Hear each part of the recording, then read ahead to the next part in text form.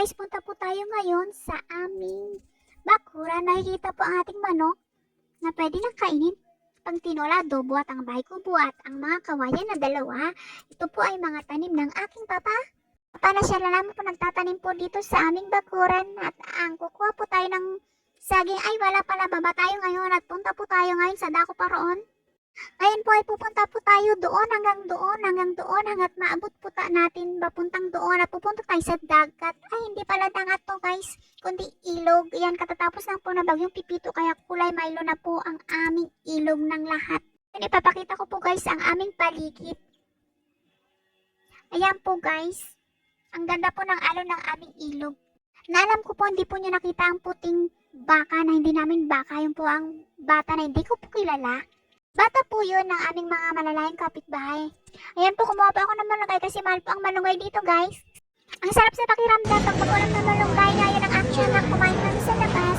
Sa sobrang suya na po ng pagkain na kasi makot na siya. Kaya may dala na siyang cellphone. Ngayon, kumuha po ako ng aromatic scent oil. Maglalagay po ngayon tayo sa aming mga kasukasuan, magkabilaan po yan. Maglagay po ako dito ngayon. At sa kabila po guys, maglalagay din po ako ngayon, okay? Ngayon po ay isunod po natin ang ating white flower. Ang kasabihan nga na Tagalog ay puting bulaklak guys. Bango. Ngayon po, lagay po dampi sa aming daliri at lagay sa ibabaw po ng ilong. Hawak po sa loob at hindi pwede. At sa kabila ang mga noo ay hilot ulit ako, okay? Ngayon po ay kukunin po natin ng isa guys, ang ating parang roll na pwede itong pambiyahe para sosyal.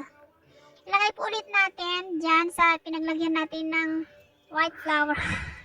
Ginhawa po yan kahit halo-halo na po yan. At ilagay, ay ginawa ko na parang pabango. Pasensya na guys. Ngayon po kunin po natin ang isa. Yan po ang sinasabi kong aroma na herbal po. Wow! Oh my God, ang hirap mong buksan. Spray natin yan sa ating palad.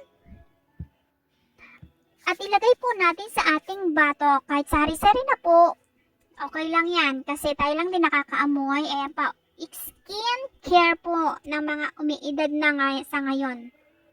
Okay?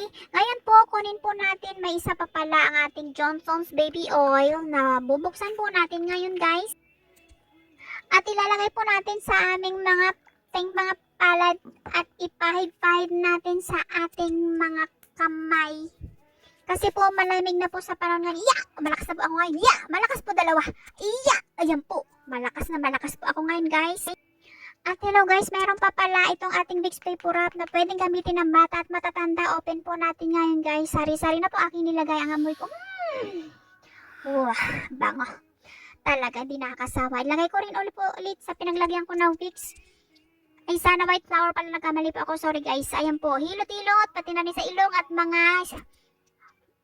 pisngi skincare nga po, diba? Massage ko rin po sa aking ulo, sa aking anit, pa rin doon sa masakit. Ayan po, lagay po lahat, okay? Ngayon po, meron pa pong isa na po, hindi ko nakalimutan, ang ating salumpas, pang matanda, pang bata, pwede po yan. Ilagay ko po buo dito, okay? Relax na po. Okay, bye!